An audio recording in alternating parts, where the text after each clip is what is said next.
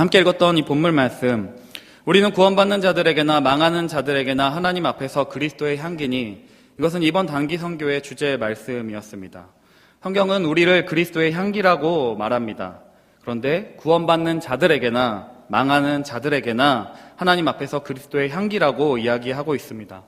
여러분과 제가 읽지는 않았지만 14절 말씀에 항상 우리를 그리스도 안에서 이기게 하시고 우리로 말미암아 각 처에서 그리스도를 아는 냄새를 나타내시는 하나님께 감사하노라. 이것은 표준 세번역으로 보면 제가 읽어드리겠습니다. 그러나 그리스도의 개선 행렬에 언제나 우리를 참가시키시고 그리스도를 아는 지식의 향기를 어디에서나 우리를 통하여 풍기게 하시는 하나님께 감사를 드립니다. 사도 바울은 이 고린도후서 이 그리스도의 향기라는 표현을 쓰면서 당시 전쟁에서 승리하고 돌아온 로마의 장군들, 군대를 이끌고 그 신전까지 행진하여서 희생제물을 바치고 향을 피우는 그런 모습을 비유하고 있습니다.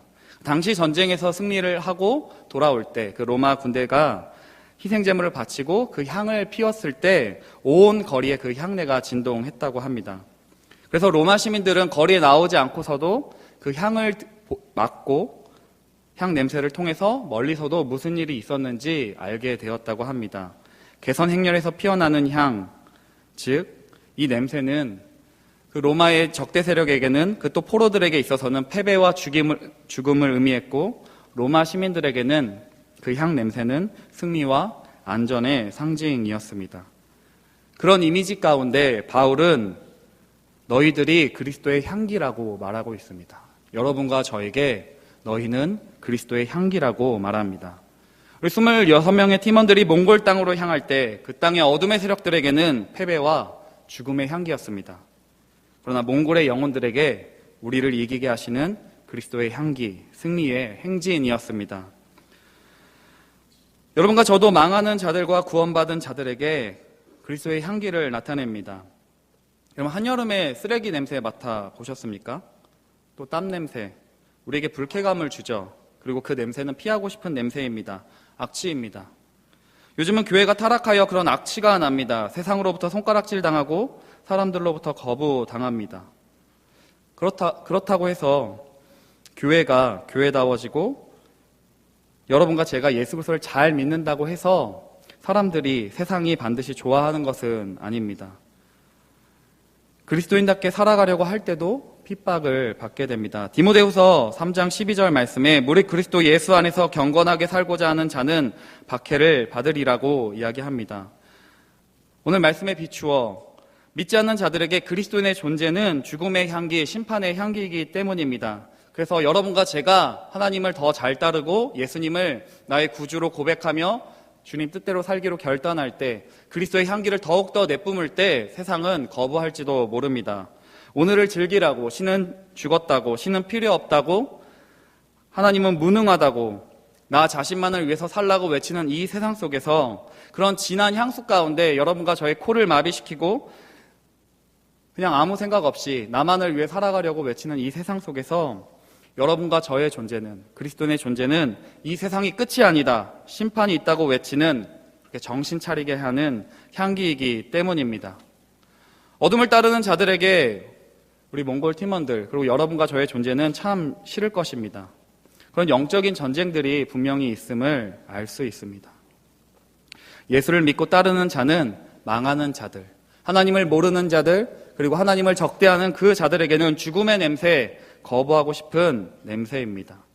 그러나 여러분과 저는 그런 세상 속에서 심판의 메시지, 그런 향기를 내야 합니다. 포기하지 마셔야 합니다. 또한 우리는, 여러분과 저는 구원받은 자들에게는 생명으로부터 생명에 이르는 향기입니다. 16절 말씀에 저 사람에게는 생명으로부터 생명에 이르는 냄새라. 몽골 땅에서 26명의 팀원들의 모습은 생명에 이르는 향기였습니다. 믿는 자들을 격려하는 그런 향기였습니다. 누군가를 향하여 따뜻하게 환대하여 주고 맞아주고 사랑하고 섬기는 그런 모습들은 그리스도를 드러내는 향기였습니다. 이번 여름에 이 몽골 단기 선교를 준비하면서 참 많은 교회와 참 많은 사람들이 몽골을 방문하였습니다.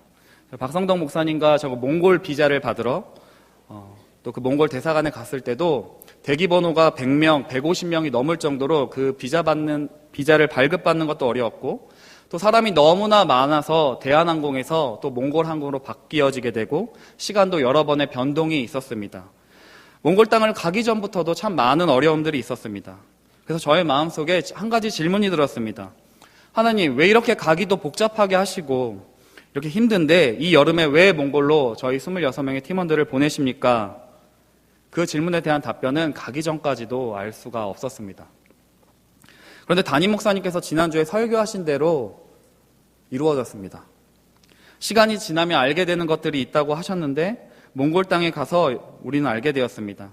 그 귀신 들린 한 영혼 만나러 가는데 큰 강풍이 있었다고 했는데 비행기 바람으로 3시간 정도 비행기가 시작부터 지연되었고요. 그 귀신 들린 한 영혼을 향한 그 하나님의 마음이 그곳에 우리 아까 간증했던 것처럼 바트자야 목사님과 또 그분의 친구이신 마크 선교사님을 통해서 첫날 우리 팀원들에게 정말로 그 한 영혼을 향한, 그 몽골 땅을 향한 그 비전을 우리 모든 팀원들이 듣게 하셨습니다. 그리고 그 순수했던 아이들의 모습을 통해서 보여주셨습니다. 아, 한 영혼 때문이구나. 한 영혼 때문에 우리가 그 수많은 강풍 속에서도, 수많은 어려움 속에서도 그 땅으로 가야 한다는 것을 깨닫게 하셨습니다. 우리 26명의 팀원들은 그 존재만으로 그 몽골 땅의 크리스틴 교회 예수 그리스도의 향기를 전했습니다. 각자 다른 모습과 다른 은사들과 여러 가지 섬김의 모습, 은사들을 통해서 그리스도의 향기를 전했습니다. 우리 어떤 형제는 계속 어떤 아이들이 그 몽골 땅의 아이들은 그냥 아무데나 이렇게 소변과 이렇게 똥을 싸더라고요. 지금 저기 혼자 웃지 못하고 있는 한 청년은 계속 그 아이들이 그 앞에 가서 이렇게 똥을 싸고 난 다음에 닦아달라고 엉덩이를 이렇게 내밀어서 2번이나 똥을 닦는 일도 있었고요. 또 우리 한 지체는 사진과 아까 보셨던 그런 아름다운 영상들을 바쁜 가운데서도 밤늦게까지 제작해 주셨고, 우리 집사님들은 150인분의 음식 준비와 미용 사역까지 정말 다시는 마을 잔치 안 하겠다고 하시면서까지 섬기셨고, 우리 청년들은 신나게 찬양하며 춤을 추었고, 또 마크 선교사님 또 이렇게 외국어로, 영어로 또 통역해 주시고, 또 응급한 상황에서 공항에서 통역하는 일들, 또 코피가 나고 넘어진 아이들을 한 지체는 상처하고 소독해주는 그런 모습들, 그런 모든 모습들이 어떤 사람은 은은하게, 어떤 사람은 강렬한 향기를 내면서 주님의 향기를 내뿜었습니다. 여러분에게 한 가지 질문을 하고자 합니다. 여러분과 제가 왜 그리스도의 향기입니까? 어떻게 하면 예수 그리스도의 향기를 낼 수 있겠습니까? 선교사님이 그런 이야기를 하셨습니다. 한국 사람들이 외국에 가면 마늘 냄새가 난다고 하죠. 그런데 이 몽골에는 양 냄새가 그렇게 난다고 합니다. 그래서 냄새에 민감한 우리 팀원 중에 한 명은 목사님, 아침에 소변을 보는데 양 냄새가 올라와요. 이렇게 이야기를 합니다. 그리고 정말로 양 냄새가 옷과 온 몸에서 나는 것 같았습니다. 여러분과 제가 알고 있듯이 신기한 것은 우리가 무엇을 먹느냐에 따라서 우리는 인식하지 못하지만 마늘 냄새도 나고 양 냄새도 납니다. 우리 바자회 때 그 디퓨저 사주신 우리 성도님들 계신데 이 자리를 빌어 감사하고, 또 그 디퓨저를 보시면 그 향이 나려면 뚜껑을 열어야 하고 디퓨저 스틱을 꽂아야 하고 그 액체를 부어 넣어야 합니다. 수많은 향들이 있지만 어떤 원액을 넣느냐에 따라서 향기가 매우 다르죠. 여러분과 제가 왜 예수 그리스도의 향기냐고 묻는다면 여러분과 제 안에 예수 그리스도가 있기 때문입니다. 어떻게 하면 예수 그리스도의 향기가 날 수 있을까요? 라고 물으신다면 예수 그리스도 안에 있으면 됩니다. 여러분과 저는 그리스도를 보여주고 계십니까? 수많은 사람들에게 그리스도의 향기를 내고 계십니까? 이 모든 일이 가능하려면, 여러분과 제가 그리스도의 향기를 내려면 주님 안에 우리가 있어야 합니다. 주님이 우리 마음 가운데 있으셔야 합니다. 여러분과 제 안에 예수 그리스도가 없다면 악취가 날 뿐입니다. 여러분과 저는 무색무취의 존재가 아닙니다. 아무런 향기 없는 존재가 아닙니다. 여러분과 저는 각자 향기가 납니다. 향수를 칙칙 뿌리듯이 잠깐은 속일 수도 있습니다. 누구보다 뜨겁고 아름다운 존재처럼 속일 수도 있습니다. 주변을 속이고 나 자신마저도 속일 수가 있습니다. 그러나 주님이 여러분과 제 안에 계시지 않는다면 겉은 화려하지만 빈병에 불과할 것입니다. 그 냄새는, 그 향기는 금세 사라져 버릴 것입니다. 혹시 여러분과 저에게 썩은 냄새가 나진 않으십니까? 우리 안에 예수가 아닌 다른 것들로 채워져 있어서 수많은 사람들에게 악취를 품기며 그렇게 살아가고 계시지는 않으십니까? 그럼 선교가 무엇일까요?